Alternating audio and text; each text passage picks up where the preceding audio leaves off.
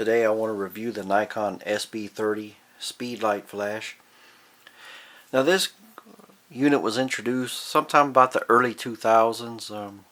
It does TTL flash with the film cameras, but it doesn't do the DTTL or the ITTL with the digital cameras. But you can use it in A mode on a digital camera, and I'll cover that in a minute. But first of all, it takes a CR123 battery right there. They're kind of expensive and hard to find, but that's your only choice in this little guy here. But if you don't fire the flash at or near full power, it'll last a long time. I've had it in there for a while. I've probably shot a couple hundred flashes with it. And then you have this wide angle diffuser here. You pick that up, you can shoot with, it'll provide coverage for a wider angle lens. I'm not exactly sure what focal length. I'd have to go look it up in the book. And you got this infrared shield thing there. I think that's so if you can use this flash to remotely fire another flash without the light from this unit getting in the picture.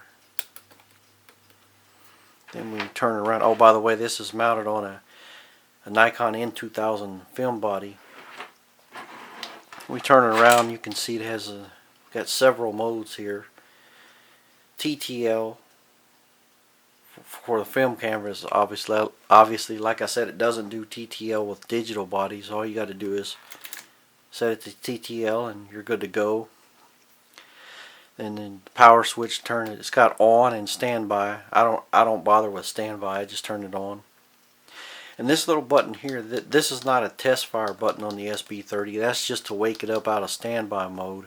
Then you got your ready light. When the flash is ready, red light comes on. Then here you've got what I refer to as A mode. I've heard it referred to by several names. A mode, auto aperture, non-TTL auto. This is where you set your flash to the same ISO as your camera and the same f-stop as your lens, and a little sensor on the front determines the correct amount of light. As you can see, there's the sensor right here. And you've got a chart.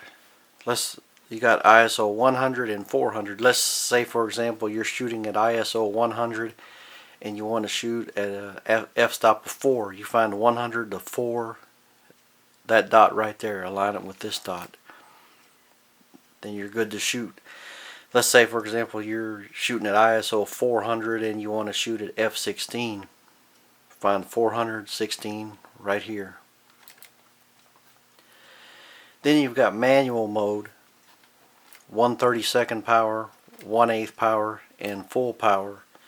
Now this orange M&A, I think those are for remote operation, or you can fire this flash remotely with other flashes. I have no experience with it. I can't tell you about that. Then you've got your flash compensation here, plus a half stop, 0, and minus a half stop. According to the owner's manual, that compensation only works in your A mode or TTL non-auto, or it works in 1/8 and 1/32 manual mode. It doesn't work in TTL or full power. And you can pick one of these up pretty cheap. I paid about $35 for this one on eBay. And the batteries, I think I found them at Home Depot. It was Energizer batteries, like a pack of 2 for $11, and they should last a while unless you're firing at full power a lot.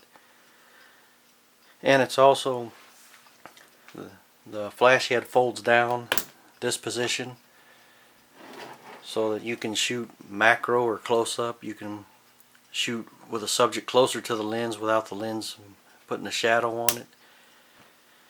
Then it folds all the way down like this. Excuse me. That's real handy. You can put it in a camera bag and it's not too tall, and you don't have to take the flash off. Real handy feature by being able to fold it down. So I hope you have enjoyed this review. I hope I helped somebody out there in Nikon land.